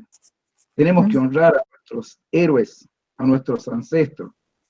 Tenemos que proveer al bienestar de nuestra descendencia. La vida ha querido que seamos nosotros quienes estemos en este cimiento del Pachacuti glorioso que se viene. No es casualidad esto, ¿no? Esta participación masiva. Pero quiero poner énfasis en eso, que tenemos que organizarnos políticamente, porque jurídicamente está todo completo. Y si viene esa más legislación, si no la van a respetar, no tiene sentido. No tiene sentido. Cada vez la demanda alimentaria por el crecimiento poblacional va a ser mayor en el mundo. Eso implica más pérdida de nuestros derechos, más avasallamiento. Entonces, organizarnos políticamente es una obligación, no es una facultad de los pueblos indígenas, es una obligación, porque organizarse políticamente es servir al prójimo, no es enriquecerse, es servir al prójimo. Entonces, y la obligación, si nosotros nos marcáramos como marca el pueblo judío, el pueblo árabe, ¿no? La enseñanza, ¿no? A sus hijos, en cuanto a la capacitación, en cuanto a su religión, en cuanto a su cultura, y nosotros lo hiciésemos, que nuestros hijos abrazasen, ¿no? El capacitarse, el culturizarse, yo creo que realmente ahí honraríamos a la Pachamama, a la vida. El problema no es la legislación, el problema somos nosotros, la falta de organización. Y como decía, la corrupción, y sí, ¿sabes por qué? Porque la ignorancia, en base a la necesidad que tienen los hermanos, yo lo he vivido. Yo, hermana, yo soy una persona que siempre se ha opuesto a la 26.160. Y le quería decir a la jovencita que habló recién, la ley de usurpación, yo también soy abogado, la ley de usurpación, ¿no? La información posesoria es el método único y correcto para el pueblo indígena para adquirir la propiedad de los bienes, ¿no? Tenemos el corpus y tenemos la posesión. Los 20 años de posesión y de buena fe, pública, pacífica, ininterrumpida, nos hacen dueños de la tierra en base a eso. La 26.160. Hola. Hola. Se corta la Adelante, señal. hermano. Se corta la señal, aguanta un poquito. Adelante, hermano. Hola. Se te escucha, Daniel. Hola. Siga, Daniel. Esperen un cachito que ¿Se escucha? Sí, sí. Sí, sí, se escucha. Esperen un cachito que se le fue la señal a Sandra y vuelve. Bien. Ah, bueno.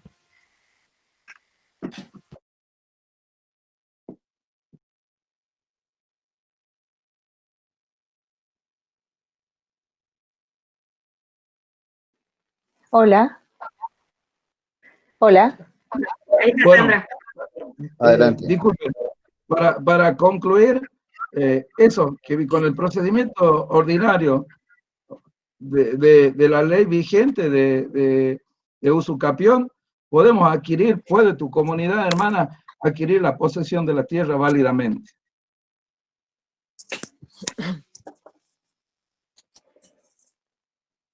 Hola. Hola. Sí, Sandra, te escuchamos. Ah, ahí está. Ante todo le pido disculpas acá al hermano, al doctor Chumbita, y no tenía más que coincidir con todo lo que estaba diciendo y pensaba cómo hay otros hermanos que desde otros lugares están pensando lo mismo, ¿no? Y pienso en mis hermanos de Jujuy, que tienen ese mismo pensamiento, hay que ejercer el poder, y hemos visto ejemplos, ¿no?, en ese sentido en Latinoamérica, así que coincido totalmente. ¿Y qué se necesita para eso? Se necesita pensar en lo colectivo, ¿no? Poder hacer alianzas, establecer alianzas, ojalá lleguemos un día a tener una gran confederación en nuestro país, ¿no? Así que creo, eso me quedo con eso de todo lo que pude escuchar, que me pareció súper interesante, y le agradezco muchísimo su aporte a Esteban, ¿eh? Así que alentar y ver cómo se pueden establecer esos lazos para que sea una realidad el aporte de los pueblos indígenas. En estos tiempos que estamos viviendo, además, donde el mundo entero ve la decadencia del capitalismo, ¿no? ¿Cuánto los pueblos indígenas tenemos para hablar y para comentar acerca del cuidado de la madre tierra? Así que muchas gracias, Esteban, Bueno, por último, te quería decir que hay un hermano que nos marcó un camino, se llama Juan Evo Morales. Entonces, si un hermano lo hizo, todos los hermanos indígenas pueden hacerlo. Nada más, muchas gracias. Gracias Muchas a la gracias, Secretaría Esteban. de Pueblo Originario del Gobierno Provincial. Muchas gracias, Esteban, por la palabra, y sí, ojalá que esto sea una realidad. Bueno, a ver quién más estaba. ¿Alejandra Cayún está en línea o seguimos a Zodíaco, que quería hacer una pregunta? ¿Antonella Guevara?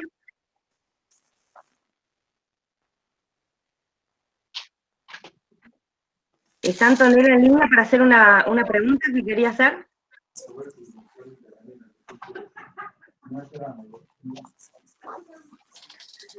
Juana. Bueno, presentate, Antonella.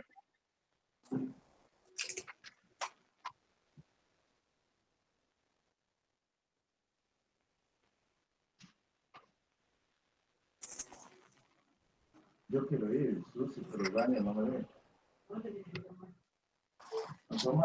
Ahí hay un micrófono abierto, ¿no? Sí, cierren el micrófono, Dani. Estamos esperando que Antonella se presente y así hace la pregunta. No, no te escucho, Antonella. Activa tu micrófono.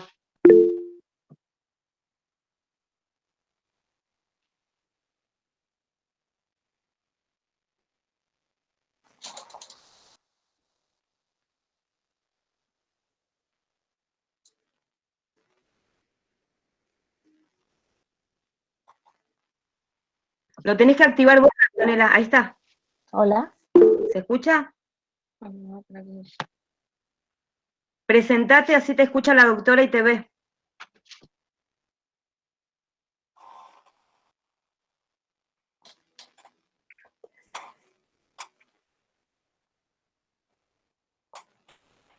Ayer llevamos adelante, no me extraña nada ya, después de la experiencia de ayer tuvimos un encuentro, una videoconferencia, y se cortó la luz, así que antes de empezar ya tuvimos problemas, fue muy gracioso, estaba el relator conectado y luego habló, así que bueno, esto ya debemos incorporarlo en nuestras vidas, las videoconferencias que nos acercan, a pesar de las distancias, y por ahí a veces uno le cuesta el manejo hasta que nos acostumbremos. Te cuento que hay un montón de personas que no pueden entrar, está saturadísima la línea. No sé, están escribiendo a los correos, al WhatsApp, bueno.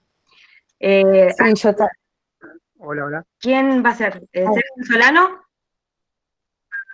Hola, Vanina, ¿cómo te va? Sergio Solano. Más que nada, no es preguntar, sino agradecerle. Yo en su momento a Vanina le había comentado la necesidad de conocer la historia y un poco de todos los pueblos originarios y principalmente los indígenas y de Tierra del Fuego.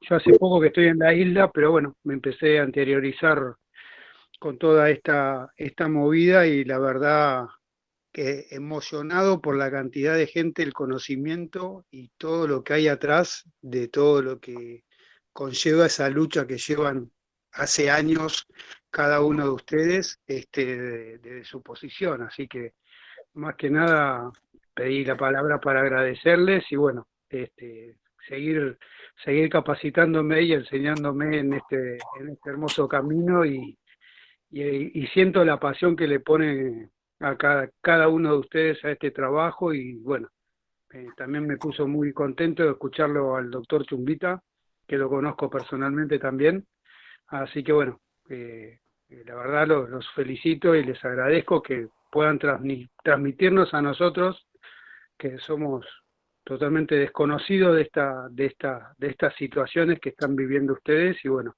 poder ser partícipe y en la medida que uno pueda ir colaborando y dando una mano, ¿no? Así que bueno, más que nada es eso. Muchas gracias, Sergio, muchas gracias. Gracias por tus palabras y sí, al doctor Esteban Chumbita, que me parece que alguna vez hemos tenido algún mensaje, lo invito a que sigamos en contacto. Gracias. Buenísimo, Sergio. Ahí le paso la palabra a Abigail Estrada, que es secretaria de Derechos Humanos de acá de la provincia también, que quiere hablar. Muchas gracias. Muchas gracias.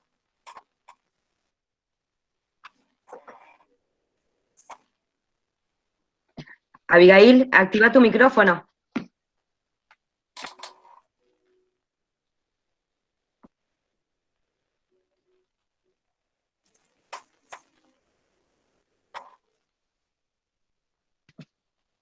No te podemos escuchar, Abby.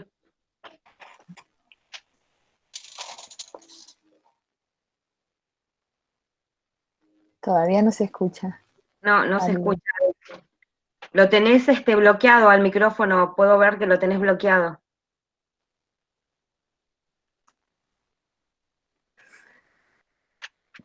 A veces uno cliquea Sí, y vuelve a clicar, claro. A veces uno lo abre y lo cancela. Sí, a ver, ahí se va a reiniciar. Liliana López, que te presentes, Lili, y hace la pregunta.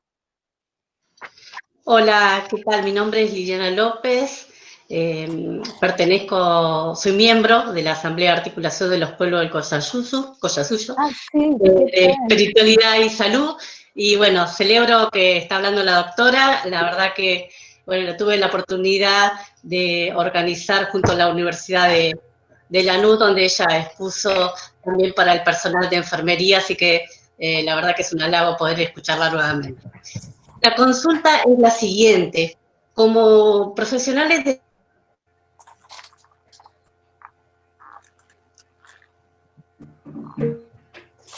Liliana. Cuando vamos a trabajar con las diversas comunidades, ¿debe ser previa informada?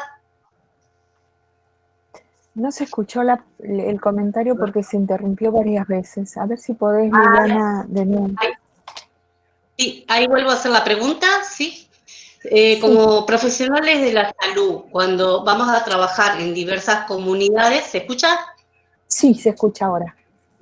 Cuando vamos a trabajar en diversas comunidades, hacemos trabajo, bueno, de salud, de campo, y a veces salen programas o proyectos por los mismos enfermeros y debemos hacer, sabemos esto que afecta y trae cambios en las poblaciones de las comunidades, si debemos hacer la consulta libre previa e informada. ¿Hacer la consulta cuándo decís? ¿Cuándo van a ingresar a la comunidad? Hay por el proyecto comunitario que sabemos que los pueblos, el pueblo interesado de ser parte de ese proyecto, sí debemos hacer.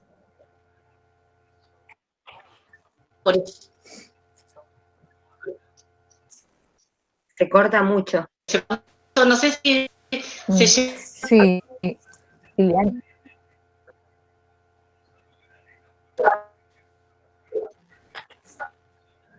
Se escucha cortado y ahora se escuchó mucho más cortado, pero ante todo, Liliana, si estás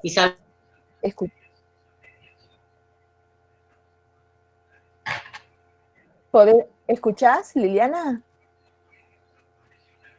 Liliana. Liliana. Está saturadísimo, no parece. sé si estás... Está saturadísimo. A ver, Sí. ¿querés hablar vos hasta que se conecte bien Liliana?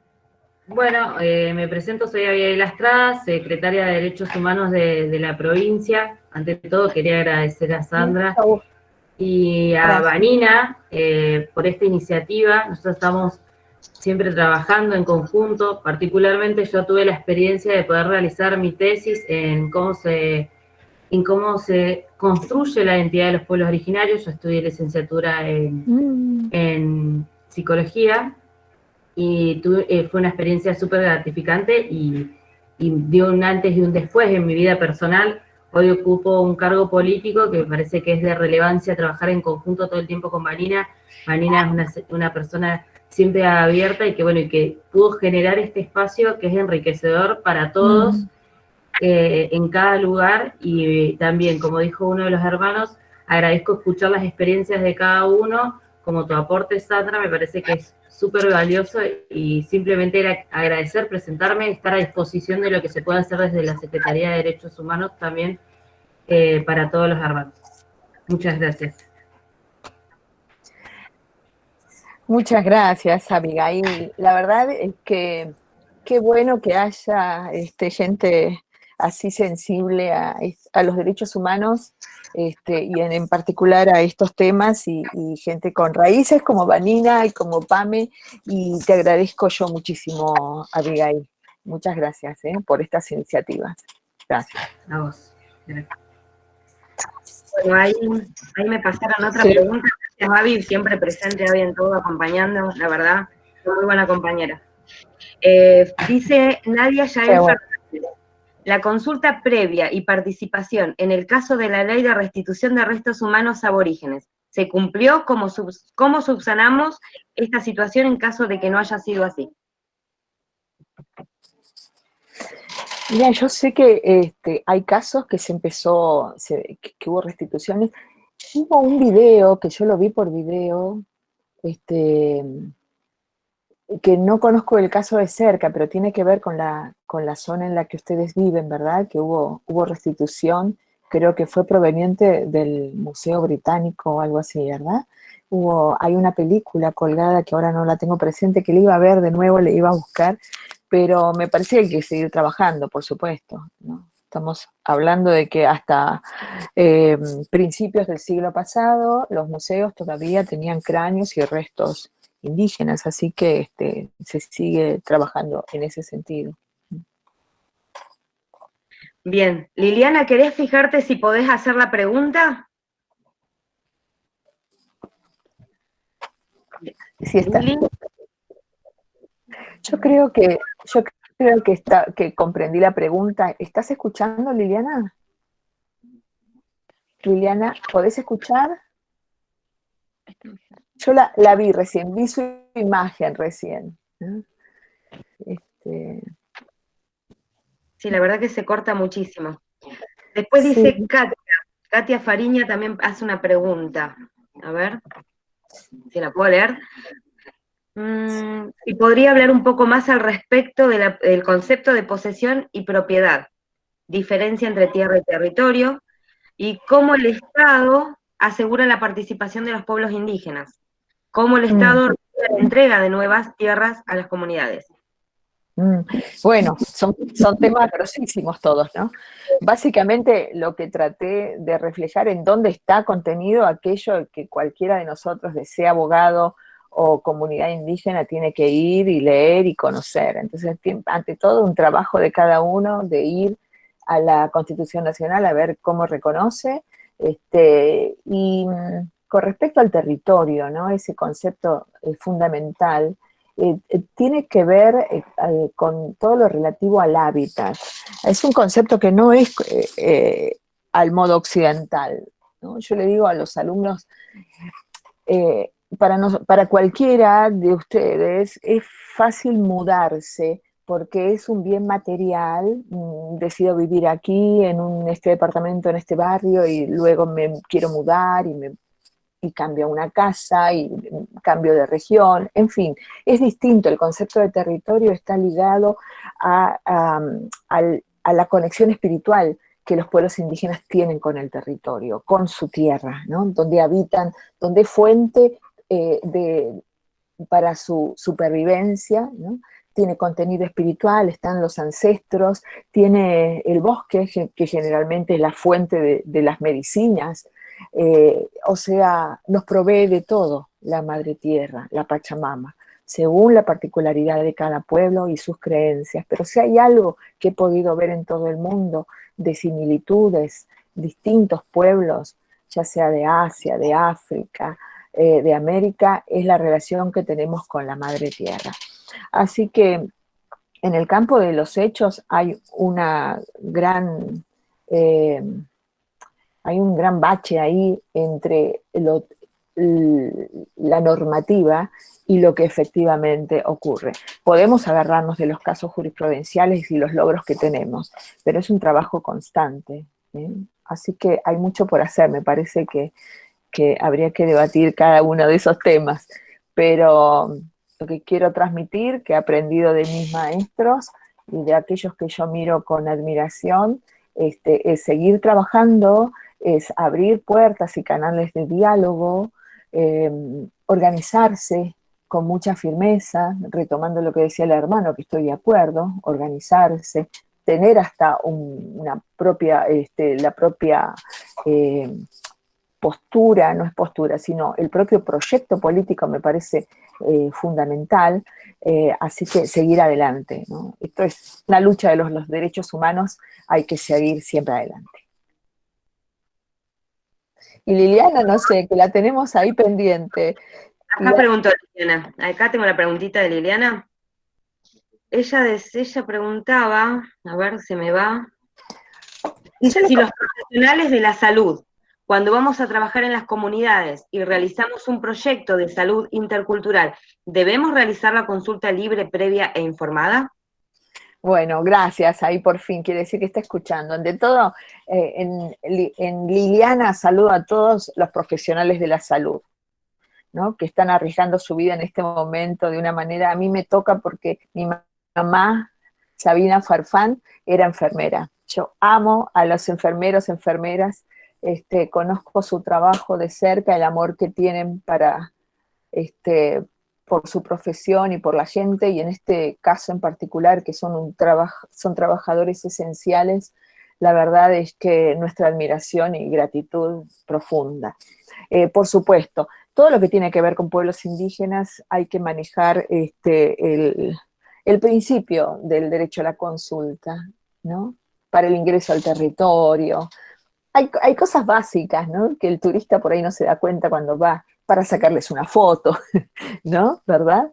En esos gestos, qué sé yo, a veces los que tenemos así esa pertenencia, así vivamos hace mucho tiempo en la ciudad, como en mi caso, por cuestiones de trabajo de mis padres, naturalmente nos nace esto de que si vamos a entrar, por ejemplo, a una ruina, a un yacimiento arqueológico, decimos permiso a los ancestros, ¿no? A esos espíritus que habitan el lugar. Y eso es lo que debería imperar, por supuesto, ¿no? El derecho a la consulta. Lo hacemos cuando estamos en una reunión y decimos, ¿se puede grabar? Están todos de acuerdo, ¿no? En una asamblea hay que pedir permiso. Así que bueno, gracias Liliana, gracias. Totalmente, el respeto ante todo. A ver, acá, otra preguntita.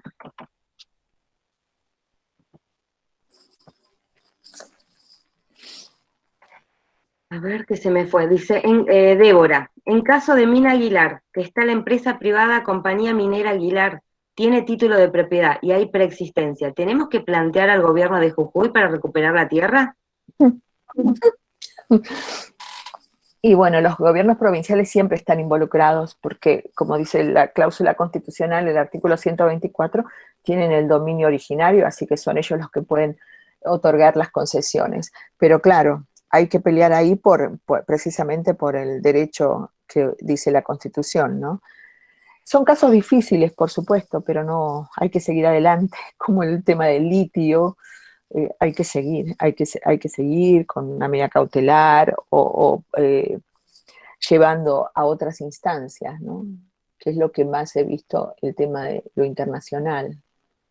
Hay que hacer esas denuncias. A veces ni se conocen.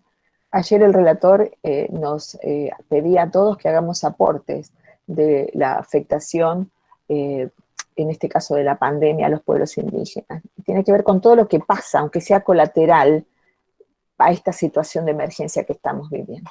Y volviendo a la Minel Aguilar, bueno, conocemos trabajos al respecto. Yo misma he participado con la asociación, he llevado denuncias al relator de agrotóxicos y contaminación que tiene Naciones Unidas, ¿no? Así que conocemos esos casos y son por distintas vías, habría que hacer algo. El tema del medio ambiente lo conocemos y también conocemos el ejemplo de comunidades y de sociedades que se han levantado y de pueblos que se han levantado defendiendo la montaña, ¿verdad? Así que estamos todos en ese tema, en esa lucha, y los aliento a todos porque sé que los que ponen el cuerpo, los que están tomando esa agua, los que están exponiendo su cuerpo a agrotóxicos, son los que más sufren día a día. Así que, pero no perdamos, unámonos, sigamos adelante visibilizando esto. Me parece que es más propicio todavía ahora, y esta pandemia nos permite esta ocasión de estar hablando. En estos días hemos tenido más actividad que no sé en los últimos años, así que creo que debemos utilizar las herramientas en este sentido también, para este trabajo. Totalmente, Sandra, y creo que esta es una manera de empezar activando y de ver que todos puedan participar, se conocen de muchos pueblos a través de las redes, y gracias por poder contestar todas las preguntas a las personas que realmente les interesa. Yo creo que para estar acá te tiene que interesar esto, ¿no es cierto? Yo creo que te interesa, y lo tomo como que no tengo todas las respuestas, ni mucho menos, reflexiono con ustedes, ¿no? Y mi intención de que, no sé, de que nos apoyemos, porque cuesta, hay momentos en que baja ese ánimo, y Eulogio Frite siempre decía, damos un paso atrás para dar dos adelante. Se acordarán los hermanos que lo conocieron, ¿no? Es así. Exacto. Bueno, no sé si está Pamela, la subsecretaria, si está conectada, porque se iba y se iba.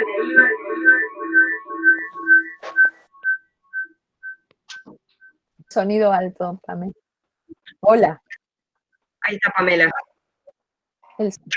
Hola. Hola.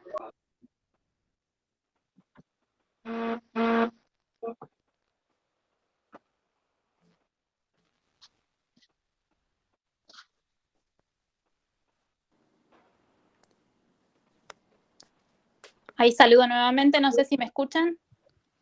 Sí, Pamela, te escuchamos. Bien, mil disculpas a todos. Por ahí no puedo activar mi cámara. Justamente hoy me enfermé. Ahora tuve un poco de fuerzas como para poder presentarme y agradecer verdaderamente tu presencia, Sandra. Bueno, estoy muy emocionada por la participación que tuvimos dentro de lo que es esta segunda clase del curso, invitándolos a todos a unirnos, a armar una red.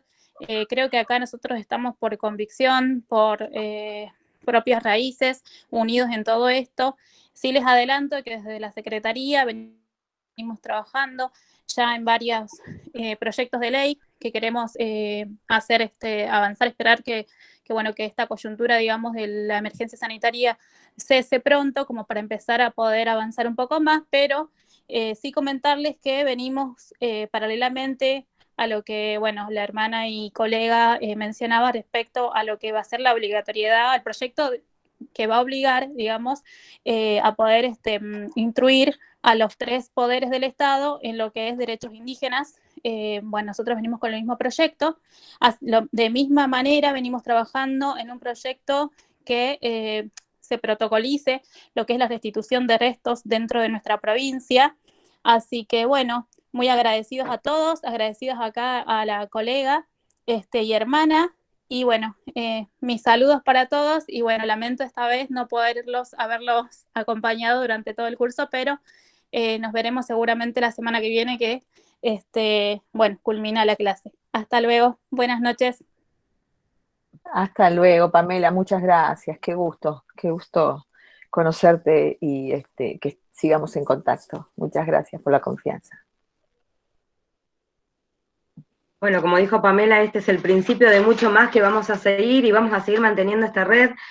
Tenemos los email y teléfonos de todas las personas, que, bueno, los administrativos de la Secretaría están encargados de reenviar toda la información, y de todo lo que vayamos haciendo también vamos a darle curso para que todos sepan lo que venimos haciendo en la Secretaría y los proyectos en los que vamos a seguir trabajando. Si alguien tiene alguna pregunta más para hacer o se quiere presentar, porque ya quedan poquitos minutos para que nos despidamos. Sí, quiero ir saludando a los mensajes que voy viendo de tantos que saludan, que agradecen, y la agradecida soy yo. Es muy emocionante que estemos así en contacto, en la misma sintonía todos. Marimari Compuché, Juan Antieco Pignén. Un gusto, Sandra, realmente una exposición brillante. Te habla una mujer mapuche tehuelche de la comunidad Costerlepá. Ya va a ser un año que nuestra comunidad recuperó territorio ancestral. Por ahí no sé si está conectada la chiquitita esta de la tribu Cacique Coliqueo, que no hay forma de esperar desde el Estado que reconozca nuestros derechos ancestrales sobre una posición tradicional remontada a nuestros abuelos, sino que nosotros tenemos que tener la capacidad organizativa de ejecutar ese derecho. Ese derecho se ejecuta llegando al territorio y recuperándolo. Obviamente hay que poner el cuerpo, hay que atenerse a las consecuencias, a toda la mafia que está detrás de los grandes terratenientes, sobre todo manejado por la sociedad rural en todos los puntos de Argentina, ¿no? También felicitarte y por ahí preguntarte. Yo participé de la reforma de la Constitución del año 1994, estuve en Santa Fe, estuve ahí en la bandeja, conocí a varios hermanos del norte y con algunos perdí contacto. Por ahí mi recuperación de la identidad y de todo lo que es la cosmovisión mapuche arrancó un poquito más antes de ir a participar de la reforma. Por ahí la pregunta mía es, ¿cómo ves vos desde tu camino de abogada, de dar clases en la universidad, de estar inmersa en todo lo que es la defensa desde la visión del derecho indígena, ¿no? Es a un sistema jurídico argentino donde a veces los fiscales, los jueces, que son los que tienen que impartir justicia, inclinar la balanza hacia el lado del derecho de los pueblos indígenas, no saben siquiera que Argentina ratificó el convenio 169 y la característica de este convenio que es supralegal. ¿Cómo lo ves vos como abogada? Si será falta de interés político desde el vamos, ¿sí? De no ejecutar una reforma profunda en materia de derecho que dé respuestas acorde a las demandas históricas de los pueblos indígenas. ¿Será que irán a pasar unos 20 años más, un siglo más, hasta que se readecue el sistema jurídico argentino? ¿O vos que estás inmersa por ahí, estás viendo que hay por ahí, qué sé yo, determinados lineamientos que empiezan a tenerse en cuenta? ¿Por qué te lo digo esto? Porque yo estuve en la mesa de diálogo en el Ministerio Público de Esquel, por ahí debe estar mi lagmen Mariela Yanquinao, que es abogada, y realmente cuando nosotros le planteamos y fuimos con el convenio 169 al fiscal, el fiscal no tenía ni idea. Entonces, para nosotros es un doble trabajo tener que ir por ahí reeducando a los fiscales, a los jueces, que son los que debieran, en primer término, conocer todas estas cuestiones legales que tienen que ver con el derecho.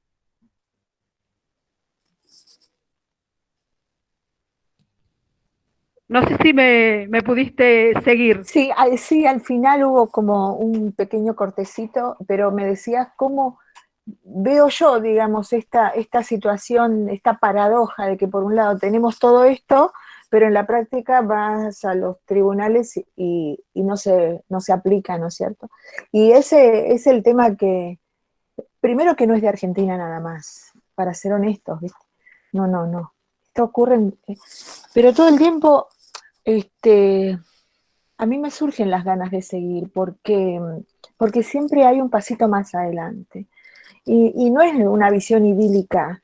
Ahora tenemos estas normas. Y no somos los únicos que estamos luchando, digamos, ¿no? Están todos los campesinos y todos los pobres, digamos, porque estamos asimilados en el grupo de pobreza, pero tenemos derechos específicos. Y tenemos la ventaja, me explicaba Eulogio, de tener estos derechos específicos, ¿no? A veces hasta eso no se valora. Y a mí me da un poco de pena cuando no se valora la legislación, que parece todo puro bla, bla, bla, pero le ha costado la vida a tantos hermanos y antepasados nuestros, ¿verdad? Antepasados cercanos, ¿no? Así que tenemos esto y tenemos que seguir luchando, hermana, conociéndonos entre nosotros, dándonos fuerzas, aliento. La verdad es que al mundo le falta mucho sentido de justicia. Así que a seguir adelante y trabajar por la paz, porque en definitiva es trabajar por la paz. El respeto de las diversidades tiene que ver con eso, ¿no? Que si nos respetáramos, si nos respetaran, estarían tendiendo a la paz, sea un juez, sea otro funcionario de otra índole. Por supuesto que deberían conocer todo. Muchas veces creemos que no conocen y conocen. Como conocen, precisamente se hacen los que desconocen porque seguramente tienen algún interés, ¿no? Y además sabemos lo que pasa en los pueblos, digamos, ¿no? Las familias que están todos relacionados, ¿no? Con los terratenientes y todo, así que la gente que está en territorio lo conoce mejor que yo eso. Son otro tipo de intereses. Así que conozcan o no conozcan, me parece buenísimo que se pueda capacitar, si lleva o no el nombre que va a ser sometido a consulta por la presidenta del INAI, el proyecto, que ya han dialogado con el Ejecutivo Nacional, con el jefe de gabinete, que tenga el objetivo de capacitar a los 3 poderes del Estado es fundamental, ¿no?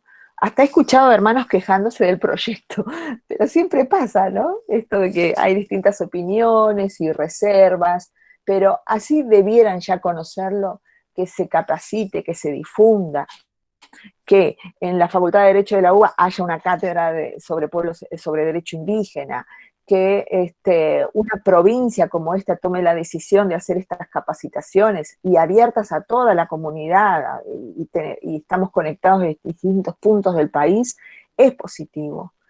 Yo sé que hay gente que está poniendo el cuerpo y la vida, pero son pasitos, ¿no? Así que fuerzas, hermana, gracias por el afecto y gracias por la consulta. Gracias.